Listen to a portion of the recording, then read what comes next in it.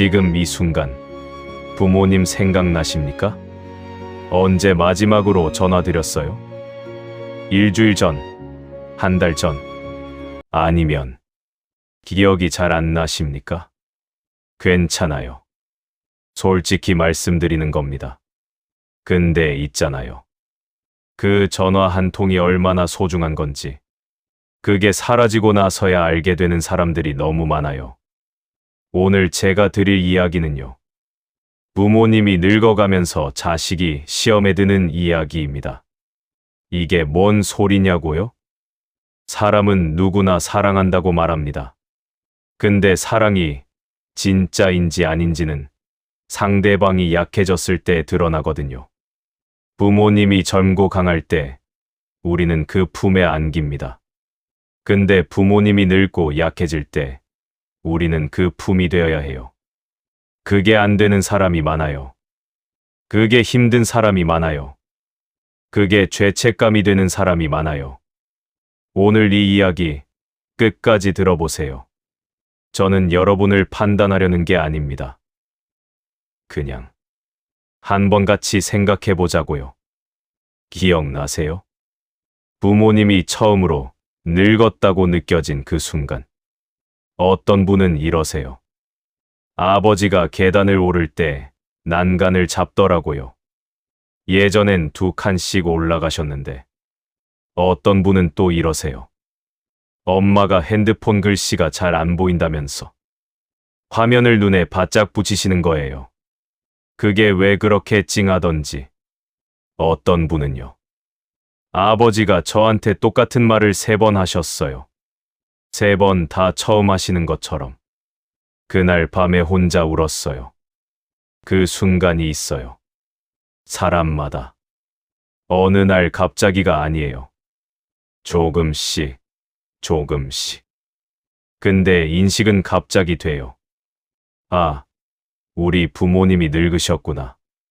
그 순간부터 뭔가 달라집니다. 자식 입장에서 불안해지기 시작해요. 뭔가를 해드려야 할 것 같은데 뭘 해드려야 할지 모르겠는 거예요. 그리고 그게 쌓이면서 죄책감이 됩니다. 나는 왜 이러지? 나쁜 자식인가? 근데요. 그 죄책감 자체가 이미 사랑의 증거입니다. 신경 안 쓰면 죄책감도 없거든요. 심리학자들이 이걸 뭐라고 부르는지 아세요? 역할 역전로 리버설이라고 합니다. 평생 나를 돌봐주던 사람을 이제 내가 돌봐야 하는 상황. 이게 말처럼 쉽지가 않아요. 왜냐면요. 우리 뇌 안에 부모님은 여전히 강한 사람으로 저장이 되어 있거든요. 무릎 꿇고 앉아서 상처 닦아주던 사람. 밤새 옆에서 열 내리라고 찬수건 올려주던 사람. 괜찮아. 아빠가 있잖아. 하던 그 목소리. 그 이미지가 너무 강해서 눈앞에 쪼그라드신 부모님을 받아들이는 게 힘든 거예요. 이게 사실은 슬픔이에요. 거대한 슬픔. 근데 우리 사회는 이 슬픔을 표현하는 법을 잘 안 알려줍니다. 그냥 잘 모셔야지 하면서 현실적인 이야기만 해요. 간병비, 요양원, 병원비, 보험. 물론 그것도 중요해요. 근데 그 전에 마음이 먼저 준비가 돼야 합니다. 자, 여기서 시험이 시작됩니다. 부모님이 늙으면 자식은 3가지 시험을 맞이합니다. 첫 번째 시험, 시간의 시험입니다. 솔직히 말할게요. 현대 사회에서 자식들은 바빠요. 직장이 있고, 가정이 있고, 아이가 있고, 부모님 챙길 시간이 물리적으로 부족한 경우가 많아요. 그리고 부모님은 그걸 아십니다. 말은 안 하셔도. 바쁘지? 괜찮아. 오지 않아도 돼. 이 말 들어보셨죠? 그 말이 진심이라고 생각하세요? 절반은 진심입니다. 정말로 자식 짐 안 되고 싶어서. 근데 절반은 그냥 그 말을 해버리는 거예요. 안 온다는 걸 이미 알아서. 지리간의 시험은요. 얼마나 많은 시간을 들이느냐가 아니에요. 어떤 시간을 들이느냐입니다. 한 달에 한 번이라도 진짜로 온전히 핸드폰 안 보고 딴 데 신경 안 쓰고 그냥 그 자리에 있어 드리는 것. 그게 시간의 시험을 통과하는 방법이에요. 두 번째 시험, 인내의 시험입니다. 이게 제일 힘들어요. 솔직히 부모님이 늙으시면 반복이 많아지세요. 같은 말 반복하시고 같은 질문 반복하시고 때로는 고집이 세지시고 때로는 짜증이 늘기도 해요. 이거 이해하는 분 계세요? 공감하죠? 그리고 우리는 가끔 무심코 반응해버립니다. 아, 그 말 아까도 하셨잖아요. 왜 이렇게 고집을 부리세요? 그냥 제 말대로 하세요. 그 순간 부모님 표정 보셨어요? 뭔가 다치는 게 있어요. 눈 안에서. 그게 상처입니다. 노화라는 건 본인이 제일 무서워요. 내가 왜 이러지? 내가 왜 자꾸 잊어버리지? 그 불안을 달래드리는 게 자식의 역할인데 우리가 오히려 그 불안을 확인시켜드리는 거예요. 인내의 시험은요. 부모님의 반복이 짜증이 아니라 신호로 들릴 때 통과됩니다. 나 아직 여기 있어. 나를 봐줘. 그 신호. 세 번째 시험, 자아의 시험입니다. 이게 가장 철학적이에요. 부모님을 돌보다 보면 자기 자신을 잃는 느낌이 드는 분들이 있어요. 특히 형제 중에 한 명이 주로 모실 때 보통 딸이 많고 장남이 많고 가까이 사는 사람이 많아요. 그 사람은 희생합니다. 커리어도, 시간도, 때로는 결혼도. 그리고 어느 날 문득 이런 생각이 드는 거예요. 나는 뭐지? 내 삶은 어디 있지? 이게 나쁜 생각이 아니에요. 이게 당연한 생각이에요. 자아의 시험은요. 내 삶을 포기하는 게 효도가 아니라 내 삶을 잘 살면서 부모님도 잘 모시는 균형을 찾는 거예요. 그 균형이 어렵지만 그게 진짜입니다. 자, 여기서 잠깐. 하몬 체크, 하먼 체크하는 개념 아세요? 스토리 작가 댄 하몬이 만든 구조인데요. 인간의 이야기는 결국 한 가지 흐름을 따른다는 거예요. 익숙한 세계에서 벗어나 낯선 도전을 만나고 그 안에서 변화하고 새로운 나로 돌아온다. 이게 영화 이야기만이 아닙니다. 이게 바로 우리 삶이에요. 부모님의 노화는 우리에게 낯선 도전입니다. 우리가 알던 세계, 강한 부모님이 계시던 그 세계가 흔들립니다. 그 안에서 시험을 치르고 그 시험을 어떻게 통과하느냐에 따라 우리는 변화합니다. 더 깊은 사람이 되어서 돌아오느냐, 아니면 후회와 함께 돌아오느냐.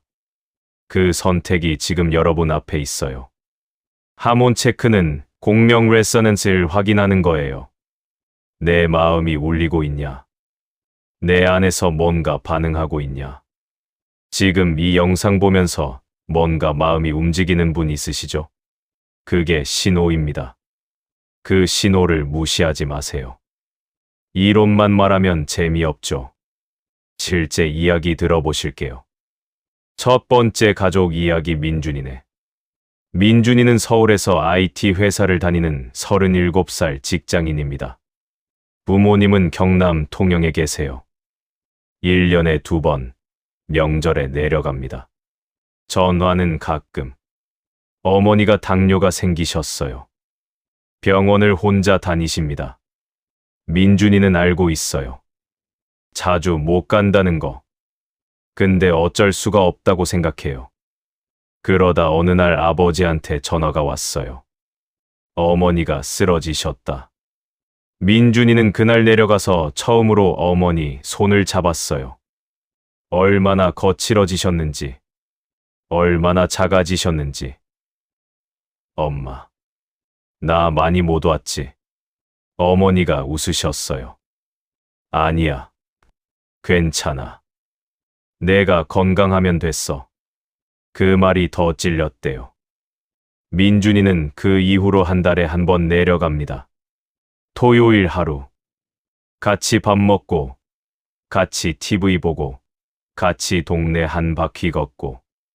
별 거 없어요. 근데 그게 전부인 것 같아요. 두 번째 가족 이야기 수진이네. 수진이는 서울 용산에 사는 43살 교사입니다. 부모님이랑 같은 아파트 같은 동에 살아요. 너무 가까운 게 오히려 문제였어요. 어머니가 매일 오세요. 아침에 반찬 들고 오시고, 저녁에 또 오시고. 수진이는 솔직히 힘들었어요. 나도 내 시간이 있어야 하잖아요. 그래서 한 번은 문도 안 열었어요. 집에 있으면서. 그날 어머니가 문 앞에서 한참 기다리다 가셨다는 걸. 나중에 CCTV에서 봤어요. 그게 너무 미안해서. 수진이가 어머니한테 솔직하게 말했대요. 엄마, 나는 오전 시간은 내 시간이 필요해. 오후 2시 이후에 오시면 어때요? 어머니가 처음엔 서운해 하셨어요. 근데 이상하게 그 다음부터 관계가 더 좋아졌대요. 오후 2시에 오시면 수진이가 반겨드리니까. 그 2시간이 진짜 시간이 된 거예요. 경계를 긋는 게 사랑이 없는 게 아닙니다. 경계가 있어야 관계가 오래 지속됩니다. 세 번째 가족 이야기 기태 씨네. 기태 씨는 50살 자영업자입니다. 아버지가 치매 초기 진단을 받으셨어요. 기태 씨는 막내입니다. 위로 누나가 둘 있어요. 누나들은 막내가 해야지 하고, 기태 씨는 왜 나만 하고, 형제 간에 싸움이 났어요. 심하게. 아버지는 그 싸움을 아세요. 말씀을 잘 못하시지만 눈치는 다 채세요. 어느 날 아버지가 기태 씨 손을 잡으시더니 이러셨대요. 싸우지 마라. 그 두 마디에 기태 씨가 무너졌어요. 그 이후로 형제들이 모여서 역할을 나눴어요. 큰 누나는 병원, 둘째 누나는 주말, 기태 씨는 평일 저녁. 완벽하지 않아도 그냥 나누는 거예요. 아버지는 지금도 세 자식을 기억하세요. 그릿하지만 웃으시면서. 이 세 가족 이야기에서 공통점 보이세요? 다 힘들었어요. 다. 근데 다 결국에는 연결로 돌아갔어요. 그리고 그 연결을 만든 건 거창한 게 아니었어요. 전화 한 통. 토요일 하루. 오후 2시에 약속. 역할 나누기. 우리가 자꾸 놓치는 게 있어요. 부모님은 도움을 원하시는 게 아닐 수 있어요. 물론 도움도 필요하시죠. 현실적으로. 근데 그보다 더 존재를 원하세요. 내 자식이 살아있고 건강하고 나를 기억한다는 것. 그게 어르신들한테 제일 큰 위안이에요. 이걸 연구한 하버드 성인 발달 연구 Harvard Study of Adult Development가 있어요. 80년 넘게 사람들의 삶을 추적한 연구인데요. 결론이 뭔지 아세요? 인간을 가장 행복하고 건강하게 하는 건 관계의 질이다. 돈이 아니고 지위가 아니고 관계예요. 부모님도 마찬가지입니다. 이론이 충분히 나왔으니 실천 이야기 해봅시다. 지금 당장 오늘부터 할 수 있는 것들이에요. 하나, 전화 말고 영상통화 해보세요. 목소리만 들으면 잘 모릅니다. 어떠신지. 근데 화면으로 보면 알아요. 표정이 다르거든요. 건강 상태가 다르거든요. 일주일에 한 번, 딱 10분. 얼굴 보면서 통화해보세요.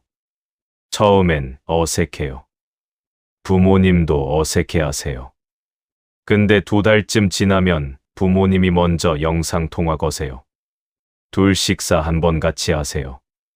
다음 달 안에. 이게 의외로 많이들 못하세요. 바빠서가 아니에요. 계획을 안 해서예요. 지금 이 영상 다 보고 나서 캘린더에 넣어 놓으세요. 부모님 식사. 딱 하루. 그 약속을 지키면 됩니다. 셋, 부모님 어릴 때 이야기를 들어보세요. 이게 생각보다 엄청난 시간이에요. 아버지, 젊었을 때 제일 행복했던 때가 언제야요? 엄마, 내가 어릴 때 어떤 애였어요? 부모님 눈이 달라지거든요. 이런 질문하면 뭔가 열리는 게 있어요.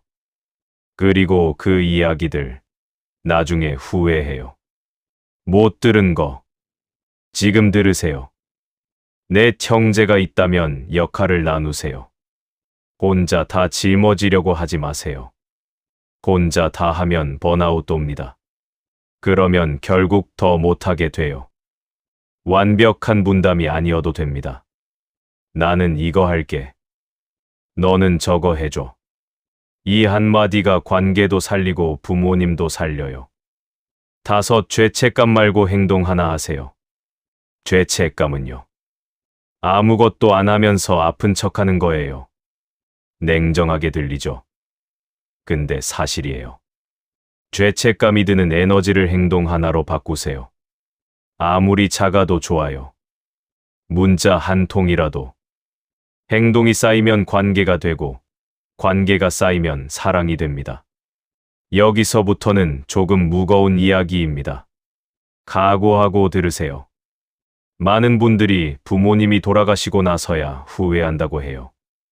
그 후회가 어떤 건지 아세요? 더 자주 갈 걸. 그때 화내지 말 걸. 마지막에 손 잡아드릴 걸. 한 번만 더 사랑해요 할 걸. 이 말들이 공통점이 있어요. 전부 과거형이에요. 전부 이미 늦은 이야기예요. 근데 지금 이 영상을 보시는 여러분, 아직 늦지 않은 분들이 있어요. 부모님이 살아계신 분들, 아직 전화 받으실 수 있는 분들, 아직 손잡아 드릴 수 있는 분들, 지금이 기회예요. 이런 이야기 있어요. 어떤 사람이 심리상담사를 찾아가서 이렇게 말했대요. 저는 부모님 일찍 여의었는데요. 지금도 꿈에 부모님이 나오면 잠에서 깨고 나서 전화하고 싶어요. 근데 전화할 번호가 없어요. 전화할 번호가 있는 분들, 지금 거세요. 자, 한번 시점을 바꿔볼게요. 부모님 입장에서 생각해 본 적 있으세요? 노인이 된다는 게 어떤 건지. 몸이 말을 안 들어요. 어제까지 됐던 것들이 오늘은 안 돼요. 계단이 무서워지고, 밤이 무서워지고, 기억이 흐릿해져요. 내가 방금 뭘 하려 했는지 모르겠어요. 사람 이름이 생각이 안 나요. 그리고 가장 무서운 건요. 집임이 되는 것 같은 느낌이에요. 자식한테, 사회에, 주변에. 내가 있어서 다들 힘들겠지. 이 생각, 많은 어르신들이 가지고 있어요. 그래서 괜찮아. 오지 않아도 돼. 하시는 거예요. 정말로 안 와도 된다는 게 아니라 짐 되기 싫어서. 이걸 이해하면 부모님 말씀이 다르게 들려요. 바쁘지? 그리워. 밥은 먹었어. 내가 보고 싶어. 괜찮아. 괜찮지 않아. 사랑은 종종 직접적으로 표현되지 않아요. 특히 우리 부모님 세대는요. 감정을 말로 표현하는 교육을 못 받으신 분들이 많거든요. 그 언어를 우리가 번역해드려야 해요. 다시 처음 이야기로 돌아와서 부모가 늙으면 자식은 시험에 든다. 그 시험을 통과하는 사람들의 공통점이 뭔지 아세요? 완벽한 자식이 아니에요. 돈 많은 자식도 아니에요. 가까이 사는 자식도 아니에요. 포기 안 한 자식이에요. 힘들어도 계속 시도하는 자식. 실수해도 다시 전화하는 자식. 바빠도 잠깐 생각해주는 자식. 완벽하지 않아도 돼요. 그냥 포기하지 않으면 됩니다. 그리고 하나 더. 자기 자신도 돌보는 자식이에요. 지치면 줄 수가 없어요. 빈 컵에서는 물이 나오지 않아요. 내가 행복해야 부모님께 행복을 드릴 수 있어요. 내 삶을 잘 사는 게 불효가 아닙니다. 내 삶을 잘 사는 게 결국 효도의 토대입니다. 오늘 긴 이야기를 들어주셨어요. 마지막으로 한 가지만 말씀드릴게요. 부모님은 여러분이 태어났을 때부터 지금까지 한 번도 여러분을 포기한 적이 없어요. 걸음마 배울 때 수십 번 넘어져도, 공부 못해도, 사고 쳐도, 실수해도, 한 번도 이제 그만 한 적이 없어요. 이제 우리 차례예요.